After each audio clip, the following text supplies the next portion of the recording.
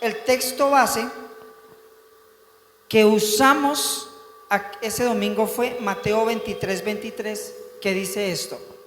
Léalo conmigo.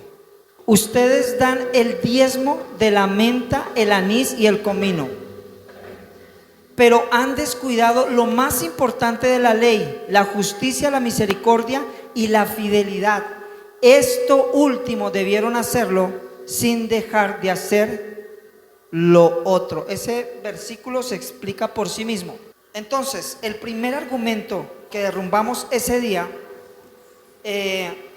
fue que en el Nuevo Testamento no se habla del diezmo. En el Nuevo Testamento, eso es un argumento que hay. Si usted busca en YouTube, va a encontrar eso. No es verdad que en el Nuevo Testamento no se habla del diezmo, porque Jesús sí mencionó el diezmo. Dice, ustedes dan el diezmo de. La palabra diezmo sí está en el Nuevo Testamento y nadie puede quitarla de ahí. No se puede decir, muchachos, que en el Nuevo Testamento no se habla del diezmo, porque sí está ahí esa palabra. ¿Sí, amén o no amén? Amén. Ahora, ellos dicen, bueno, está bien, aceptamos que la palabra diezmo sí está en el Nuevo Testamento, pero el diezmo es una práctica del Antiguo Testamento, o sea, de la ley.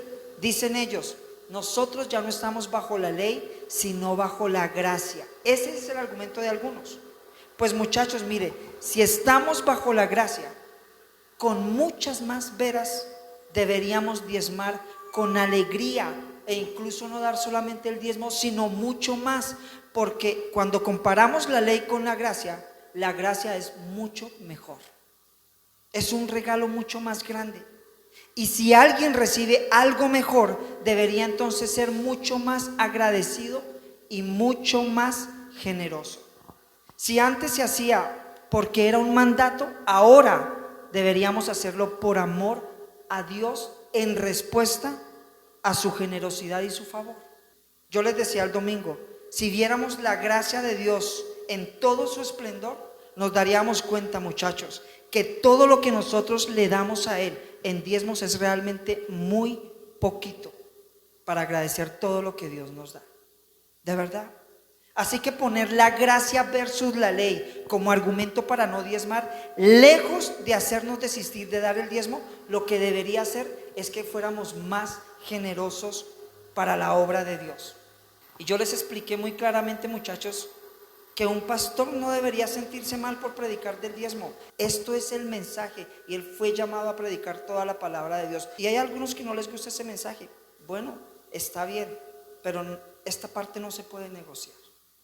O uno predica toda la palabra de Dios con valentía o no. Es sencillo.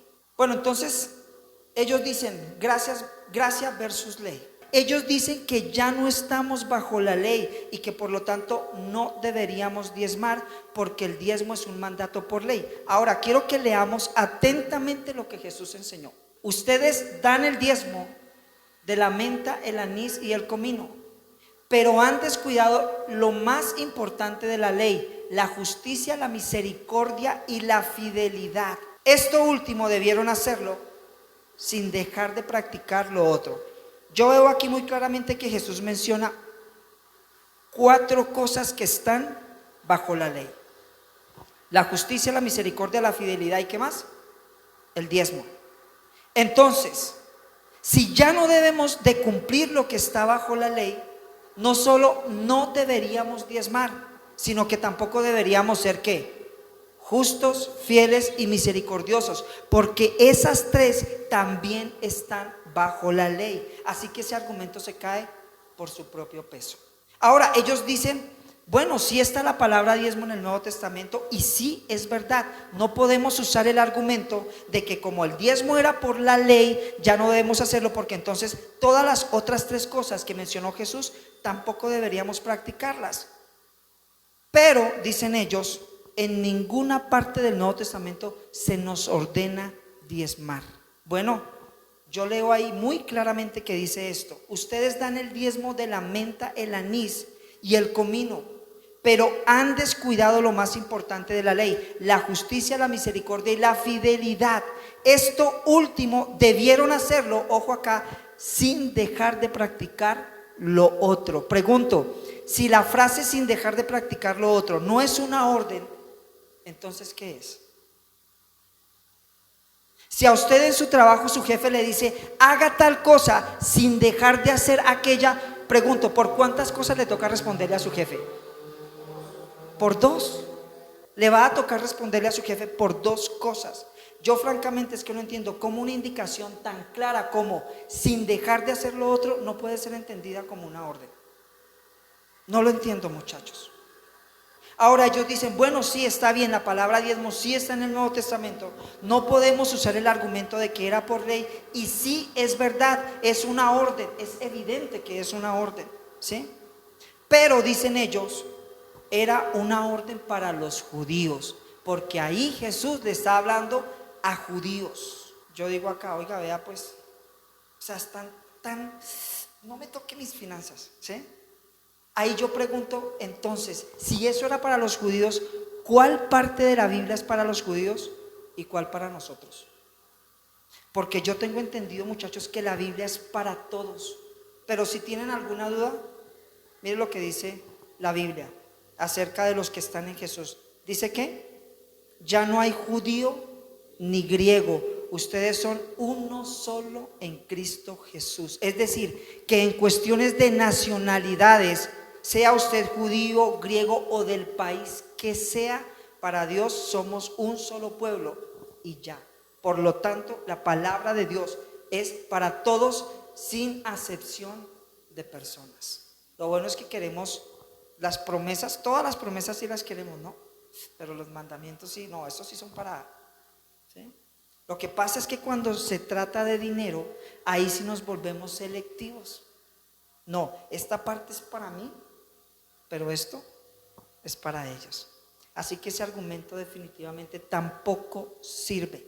Pero ellos tienen un último argumento. Ellos dicen, ok, la práctica del diezmo está vigente, porque está vigente.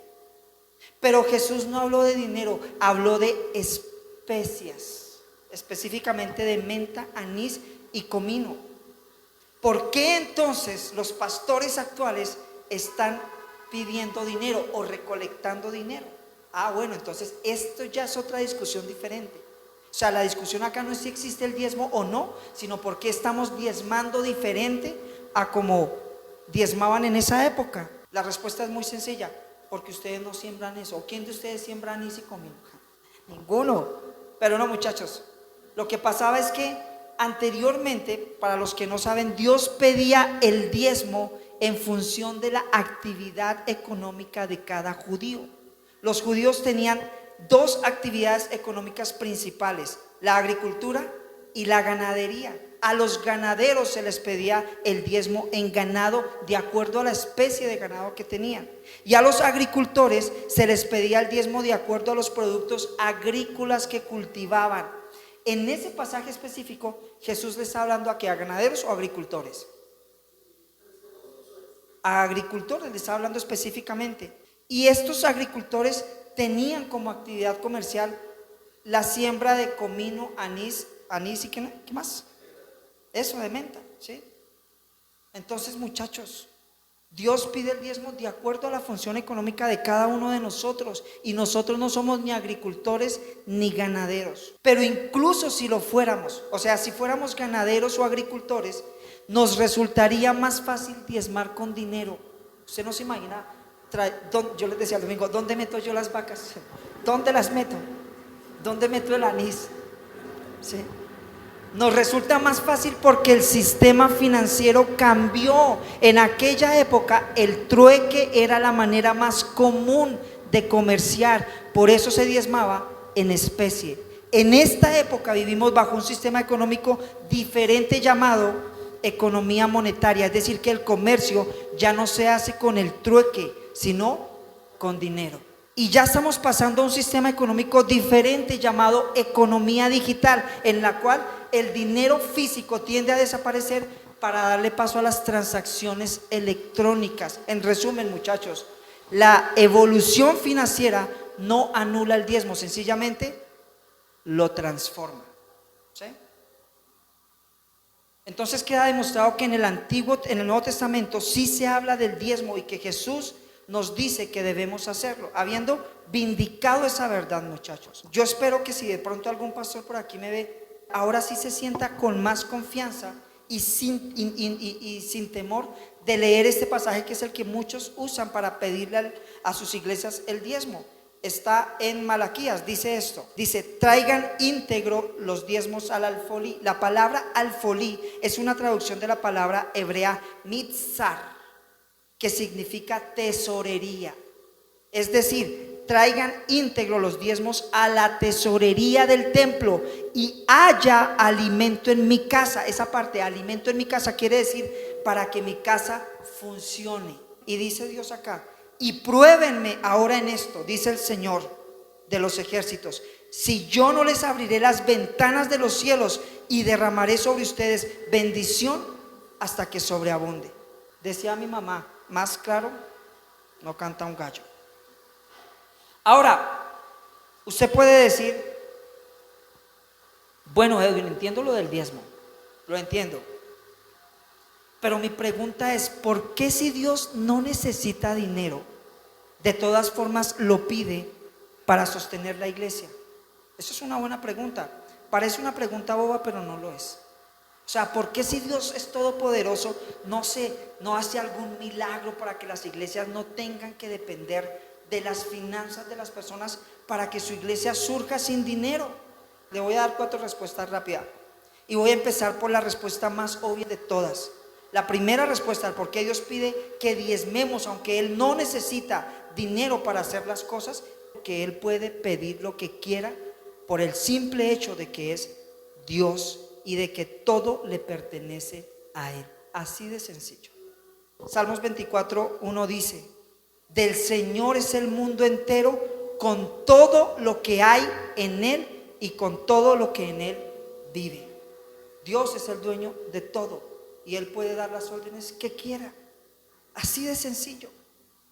Dios es muy humilde al pedirle que diezme, porque Él podría quitárselo si quisiera. Dios puede demostrarle a todos aquellos que dicen esto es mío, que el verdadero dueño es Él y no ellos. A veces Dios pone en su sitio al ser humano, como en el siguiente versículo. Mire lo que dice. Dice: si yo tuviese hambre, no te pediría a ti nada, porque mío es el mundo y su plenitud. ¿Sí? Lo que ese versículo quiere decir es que si Dios quisiera algo de nosotros, no tendría por qué pedírnoslo, simplemente tomarlo. ¿Por qué? Porque es dueño de todo. Hace un par de semanas un amigo necesitaba un aumento, necesitaba ganar más, era bueno en su trabajo, reconocido por su labor, pero la empresa entró en crisis. Así que en lugar de dar aumentos, ¿sabe qué empezaron a hacer? A echar personas, cientos de personas, incluso a personas importantes para las compañías las despidieron. Sin embargo, él tenía claro que Dios es dueño de todo, así que empezó a pedirle el aumento. ¿Sabe a quién? A Dios. Cada mañana él, su esposa y yo oramos por su aumento, y mientras tanto esa empresa despida personal. No se lo pidió a su jefe terrenal, nunca pasó una carta a alguno de sus superiores pidiendo aumento, simplemente fue al jefe supremo, al que no necesita pedirle permiso a nadie para tomar decisiones de cualquier empresa, al Dios todopoderoso. Y un día, durante una reunión, uno de los hombres más importantes de la compañía dijo esto: no estamos pasando por tiempos buenos, no van a hacerse más contrataciones. Y agregó esto: mi única prioridad ahorita es aumentarle el salario a fulano de tal, con nombre propio, o sea, a mi amigo. El domingo viene para que nos cuente el testimonio. Lo que quiero decir es que Dios es el verdadero dueño de todo, y solo por eso Él puede pedirnos que diezmemos. Solo por eso. Ya, amén, nos vamos. La segunda respuesta al por qué Dios nos pide dinero para sostener la iglesia es porque, muchachos, Dios no creó personas inútiles. Dios no creó personas inútiles. De verdad, es muy descarado esperar que como Dios es todopoderoso, entonces que Él haga todo como si nosotros fuéramos personas inservibles. No, muchachos, Dios nos ha dado la capacidad de ayudar en su obra. Es como si Él dijera: les di la capacidad de que hagan algo, háganlo. Por eso es que una buena parte de lo que se necesita para levantar una iglesia recae sobre la misma iglesia, porque somos útiles. Y no tiene fondos para funcionar porque sus miembros no están diezmando. Dios deja que las iglesias cierren, no porque no tenga recursos para sostenerlas. Dios no necesita dinero para hacer las cosas. Él hizo el universo sin un solo peso. Él deja que las iglesias cierren porque Dios no le va a alcahuetear la inutilidad y la tacañería a nadie, y mucho menos a los de su iglesia.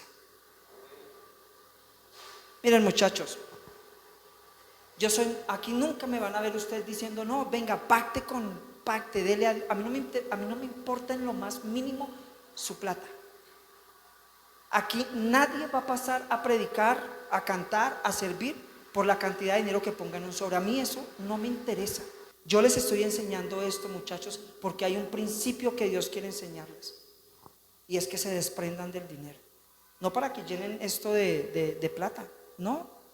Yo les he dicho a muchas personas: si no quiere diezmar aquí porque piensa que, aunque no sabría por qué pensaría eso, porque nunca les he pedido plata para absolutamente nada, ni para un micrófono. Pero yo les decía: muchachos, si ustedes no quieren diezmar aquí porque piensan que su pastor es un ladrón, pues busquen una iglesia donde piensen que el pastor no lo sea y diezmen allá, ¿sí? Pero cúmplanle al Señor. La tercera respuesta va muy ligada a la anterior. Dios pide diezmos y ofrendas porque somos colaboradores de Dios. Dios pudo hacerlo solo, pero decidió no hacerlo sin usted. Así de sencillo. Tiene el privilegio de trabajar de la mano de Dios en su plan para salvar personas, y las iglesias hacen parte de ese plan y necesitan de usted para funcionar. Deberíamos entender muy bien esto de que somos colaboradores de Dios y ponernos la camisa y decir: Padre, es entre tú y yo como tu colaborador que vamos a levantar esta obra. Cuando Dios puso a Adán en el huerto del Edén, no le dijo: disfrute tranquilo que yo me encargo de hacerlo todo. ¿Le dijo eso? No, Señor, lo puso como administrador, es decir, como un colaborador de Dios. Eso quiere decir que la responsabilidad de mantener el huerto bonito y productivo también era ¿de quién? De Adán. Yo le he empezado a pedir al Señor: Padre, envíame personas que digan: bueno, ¿qué hay que hacer para mi Señor? ¿Sí?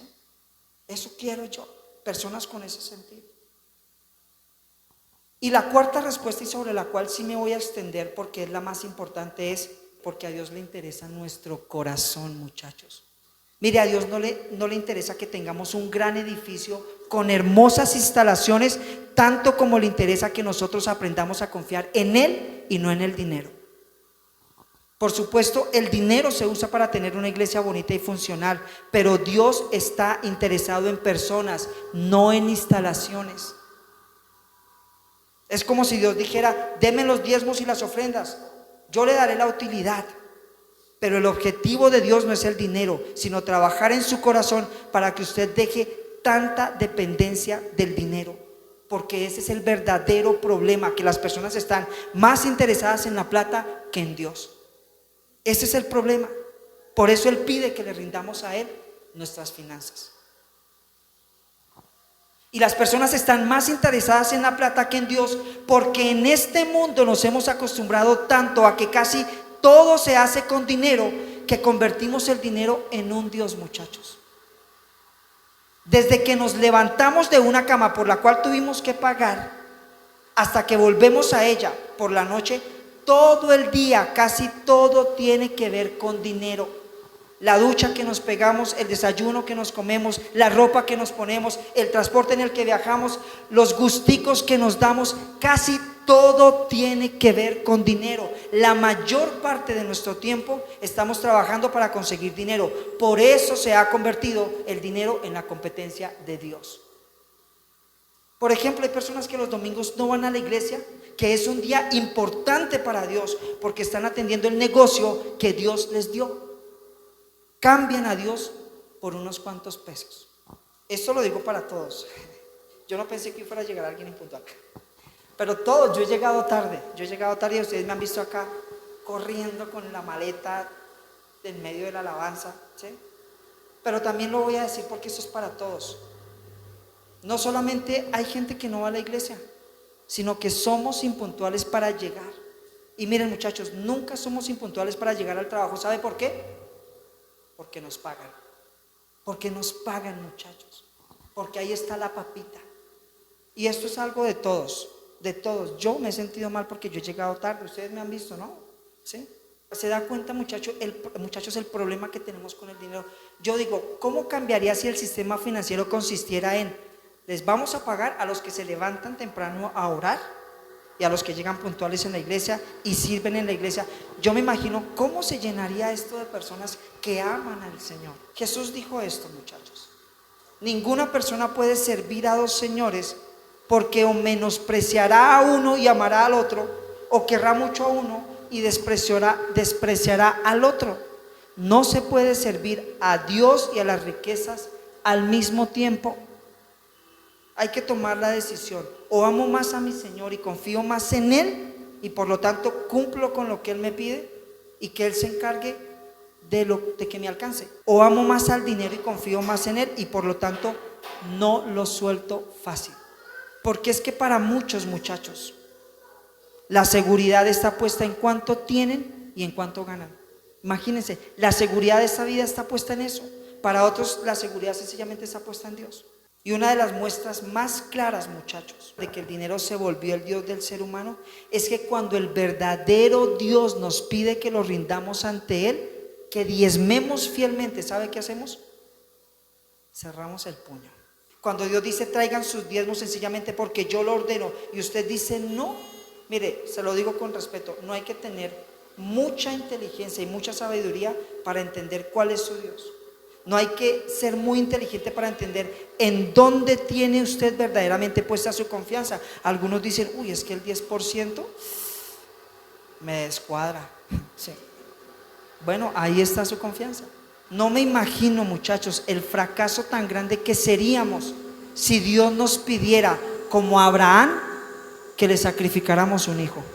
Si no somos capaces de rendirle el 10% íntegro, es decir, que no falte un solo peso, el 10% de todo lo que recibimos, si no somos capaces de hacer eso ante un Dios que nos da todo, no me imagino el fracaso que seríamos si Dios nos pidiera algo que de verdad tuviera valor, como un hijo.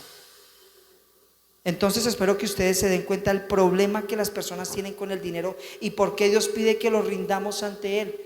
Porque necesitamos someter a ese Dios al verdadero Dios. Necesitamos dejar de depender de ese 10%. Es que necesito tal cosa. Bueno, dependa de ese porcentaje que es limitado, o dependa de Dios, que es ilimitado. Una persona que no diezma, muchachos, tiene un problema con el dinero. Miren, me lo puede pintar de todos los colores. No, que es que tal. No. La verdad es que tiene problemas con el dinero. Tiene problemas con el dinero. Puede decir que es que no me alcanza. No, tiene problemas con el dinero. Si a usted no le alcanza, si ve que para usted es un problema el dinero, brother, ríndalo ante el Señor. Vea: Señor, esto no me alcanza, tómalo, haz conmigo lo que tú quieras. Confíe en Él.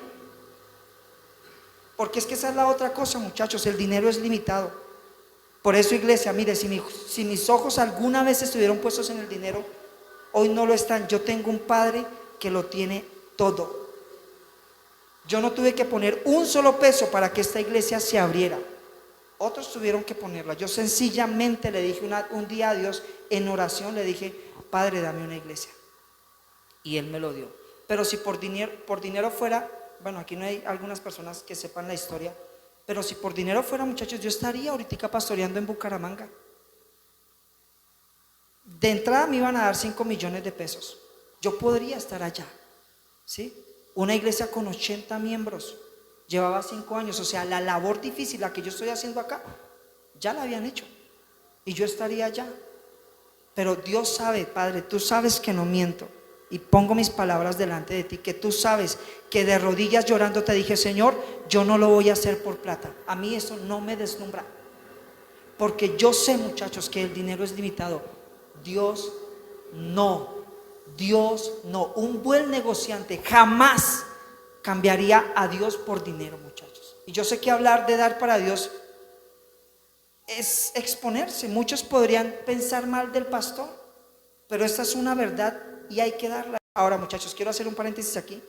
Yo cuando estoy predicando no estoy pensando solamente acá, sino en muchas personas que me están viendo, ¿sí? O sea, esto va para todos, porque yo personalmente estoy muy agradecido con la iglesia. Esta iglesia ha sido generosa, ¿sí? Pero no me limito solamente a ustedes. Yo sé que hay un público allá que necesita también este mensaje. Entonces, muchachos, hay que someter ese poder que le hemos dado al dinero. Es tanto el poder que le hemos dado que por dinero se pierde la paz, se dañan amistades, se dañan ambientes bonitos, agradables, se pierden familias, se alejan de Dios, se destruyen hogares, etc. Pero si dependiéramos verdaderamente de Dios, muchachos, todo sería diferente. Todo sería diferente. Mire, usted puede pensar que yo estoy dando estos mensajes porque me interesa su plata, pero no, muchachos. A mí no me interesa eso. Me interesa que hay un propósito mucho más grande que el simple hecho de meter billetes en un sobre. Eso es muy bajo. El propósito es que usted empiece a depender de Dios y no del dinero, porque el dinero es muy inferior a Dios. Usted con dinero puede comprarse una buena cama, pero nunca podrá comprar el sueño. Con dinero podrá pagar guardaespaldas, pero nunca podrá comprar paz y seguridad. Con dinero podrá gozar de amigos, disfrutar de su compañía, pero porque tiene plata, ¿no? Pero nunca podrá quitarse la soledad. Con dinero podrá comprarse buena ropa para vestir su cuerpo, pero hay enfermedades que ni todo el dinero del mundo pueden curar. Con dinero usted puede ganarse la aprobación de muchos, el aplauso de muchos, el abrazo de muchos, pero el día que Dios decida tratar con usted o con un ser que ama, no va a haber dinero que lo pueda detener, y usted no va a poder convencer a Dios con unos cuantos millones de pesos, ¿no? El día que Dios decida tratar con usted, el dinero no va a impedirlo. El dinero puede abrirle las puertas de países, de los mejores hoteles, de los restaurantes más finos, de las tiendas de moda más costosas, pero el dinero nunca le abrirá las puertas del cielo. Jamás lo va a hacer. Ojalá pudiéramos darnos cuenta, muchachos, de que el dinero tiene mucho menos valor del que nosotros le damos. Mi consejo es sencillo: rinda sus finanzas a Dios, aprenda a depender de Él. Mire, ese 10% que es del Señor, usted nunca lo va a utilizar bien. Hay muchas cosas que aprender de por qué Dios nos pide. Aprendan a administrar el 90%. Aprendamos. Eso nos va a retar a ser más ágiles, más estratégicos, ¿sí? Pero aprendan, muchachos. Miren, muchachos, podrá pasar, y ojalá no sea así, un día en el que usted sencillamente se dé cuenta de que el dinero no lo compra todo, de que hay momentos, muchachos, en las noches en las que usted solamente va a tener que llorar, de que su hijo está pasando por una crisis y no hay dinero con el que usted pueda solucionar eso. De verdad, muchachos, quiten su mirada de ahí y pónganla en un Dios todopoderoso, que cuando usted está mal y no tiene plata o no tiene amigos, Él está ahí con usted, porque Jesús está con su iglesia constantemente. Él está con nosotros todo el tiempo. Pero a veces lo desplazamos, muchachos, por estar consiguiendo plata.